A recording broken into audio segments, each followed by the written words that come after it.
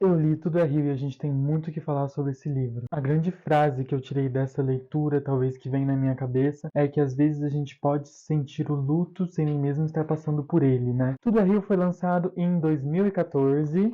Essa edição aqui que eu tenho é da edição de 2021 da editora Record. Ele foi escrito por Carla Madeira. Muita gente deve pensar aí um pouco sobre, mas livro nacional é meio puxado. O que eu posso dizer desse livro é que ele é muito fácil de ler, mas ele é difícil de digerir. Por que eu tô falando isso? Ele não é um livro longo, né? Ele tem, acho que suas 200 páginas, 207, 208 páginas. Mas ele é um livro que você tem que ler e absorver o que você leu. Então, eu lia 5 capítulos, aí eu ia viver. Aí eu lia mais 5 capítulos, aí eu ia viver. Porque era muita coisa para pensar, muita coisa para raciocinar de um livro só. É uma leitura muito boa. Se você quer começar a ler livro nacional, então vai ser maravilhoso para você ter essa experiência também. Por que eu caí nesse livro? O que me fez ler esse livro? Inclusive, é o primeiro livro que eu fiz anotações de todos os que eu já li. O que me fez começar a ler esse livro é porque pessoas que eu gosto começaram a indicar livros da Carla Madeira. Por exemplo, em uma semana eu vi o Lucas Barros indicando várias vezes esse livro, e na mesma semana eu vi a Bel Rodrigues indicando outro livro também da Carla Madeira.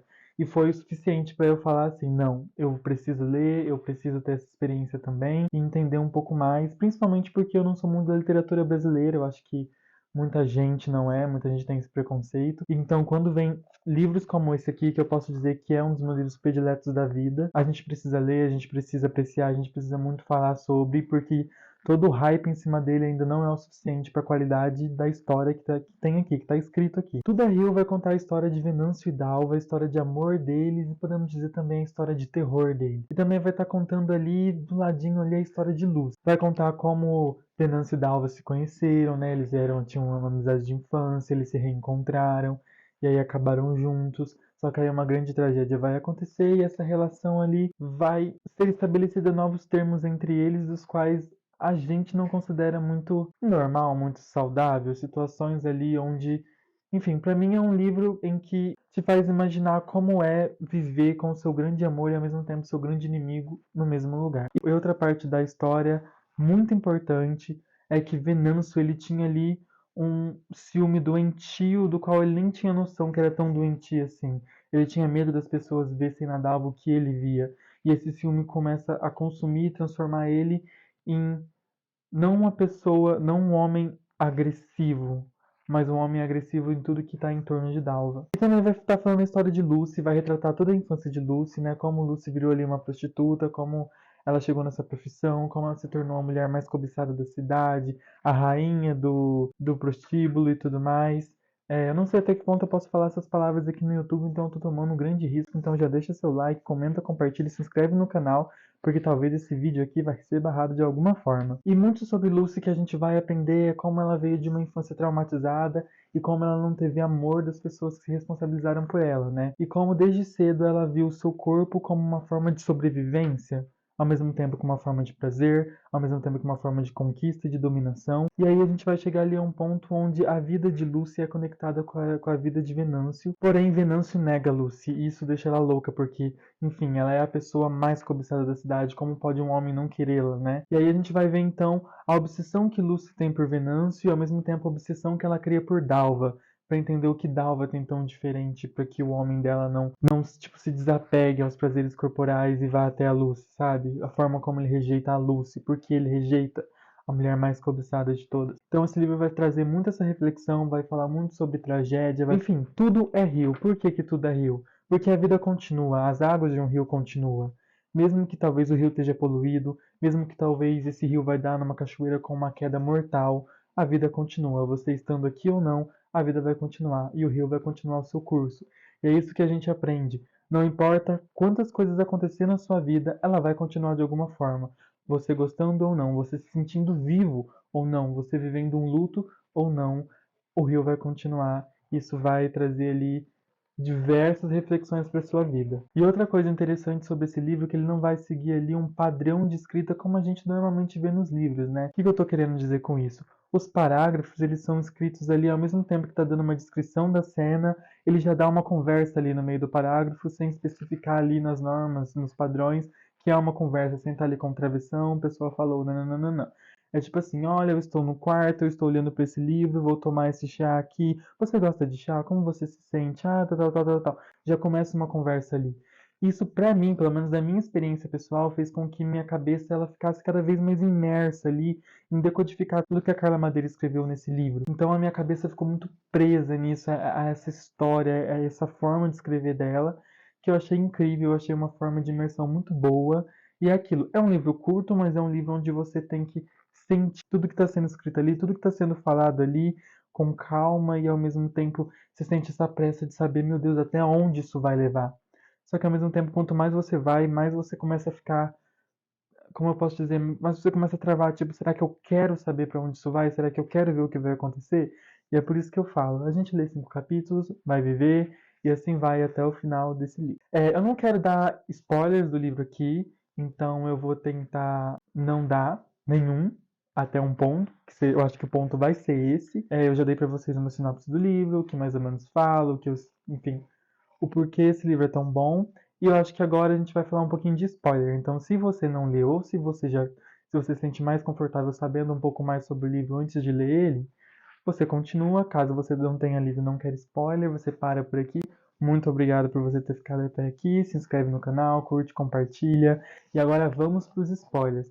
Principalmente, tem uma frase, né, no primeiro capítulo já do livro que eu marquei e eu vou ler para vocês porque, enfim, me deixa assim, ponto. Naquela barriga crescia um ladrão que ia roubar para sempre a mulher da sua vida. Ele arrancou o menino dos braços dela e jogou longe. Bom, e essa frase aqui eu acho que deixa ali bem claro, né, como o nível de, enfim, o nível doentio do ciúme de Venâncio chega a um ponto onde aquela pessoa que é fruto dele, aquela pessoa que nasceu para ele amar, que ele nasceu para ele cuidar e para ele, enfim, aflorescer o amor que tem dentro dele e na verdade vira um inimigo, porque aquela criança também gerada por ele é um inimigo porque vai tomar o tempo dele com Dalva. Então a gente começa a ver que talvez ele não é um ciúme, talvez é uma doença. A gente também não sabe a que ponto essa doença se desenvolveu, a que ponto, enfim, a que ponto uma pessoa chega a esse nível. Acho que essa é a questão. Ali no meio da história a gente começa a ver coisas que me intrigam um pouco. Por exemplo, por que que, já sabendo o final da história, já estamos aqui com spoiler, né? O filho dele está vivo. Ele não morreu.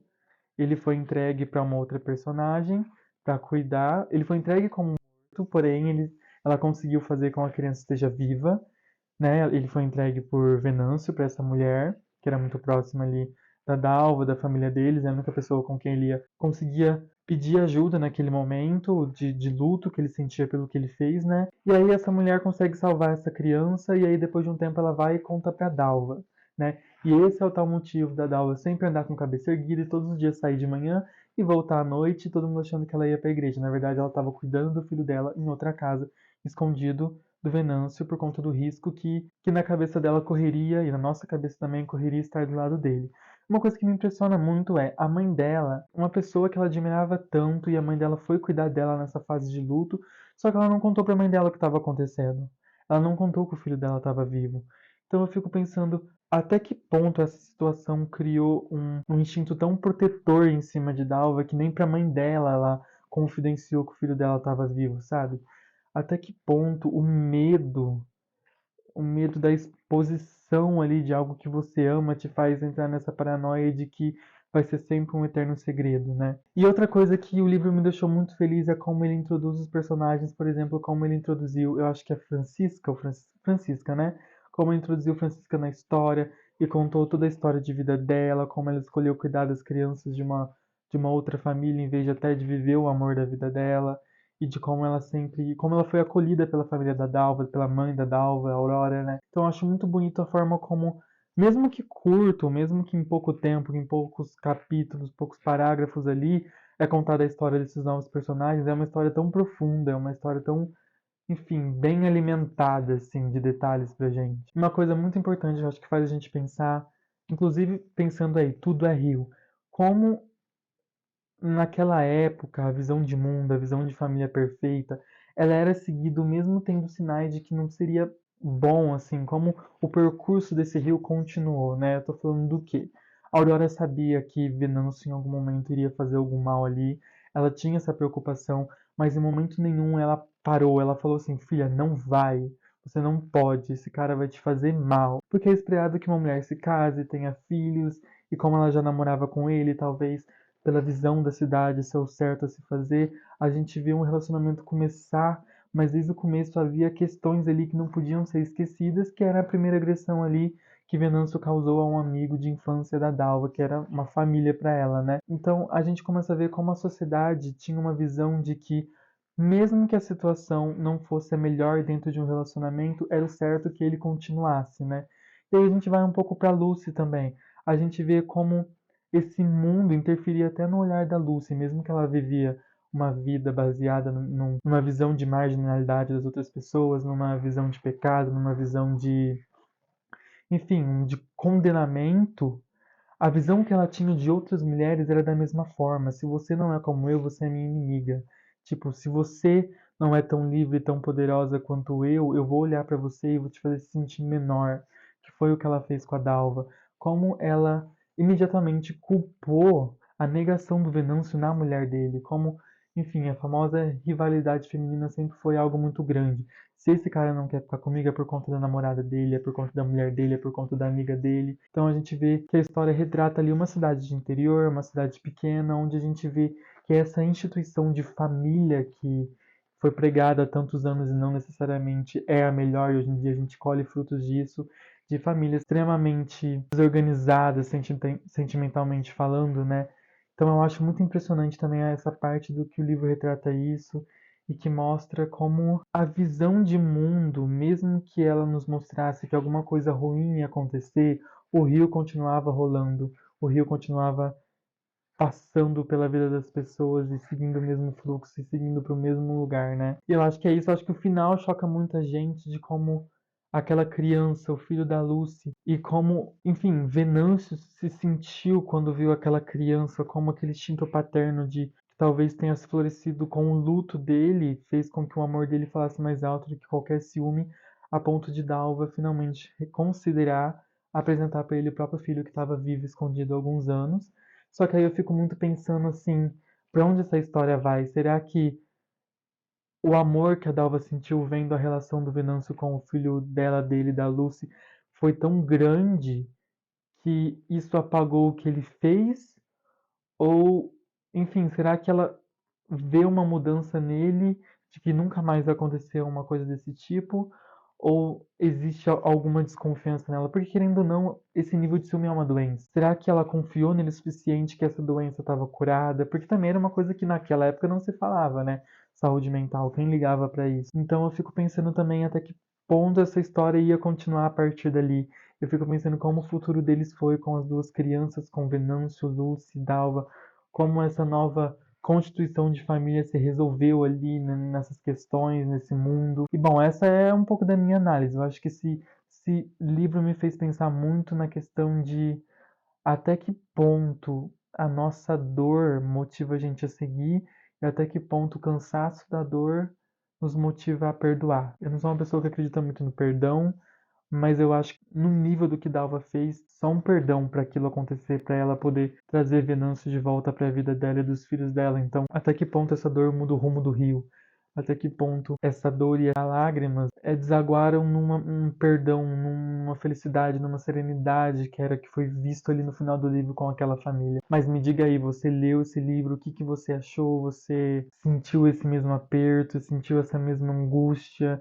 E essas questões ficaram na sua cabeça, tanto quanto de sociedade, tanto quanto dentro do relacionamento ali do livro. Me conta aí nos comentários o que você achou desse livro, o que você mais pensou além de mim sobre esse livro. Eu acho que esse livro é muito bom porque ele vai trazer diversas reflexões para a vida de cada um, diferente da do outro, porque a gente reflete sobre aquilo que a gente viveu com a nossa visão de vida, né? Então, cada um tem uma vida, então cada um que lê esse livro vai ter ali uma reflexão diferente. Então deixa aí nos comentários também qual foi a reflexão que trouxe para você. Curte, compartilha esse vídeo, ativa o sininho, se inscreve aí no canal que tem muito conteúdo bom vindo, muito vlog, muito vídeo, muito livro. Então, se você ficou até aqui, muito obrigado, uma boa leitura para vocês e vejo vocês em breve. Tchau, tchau.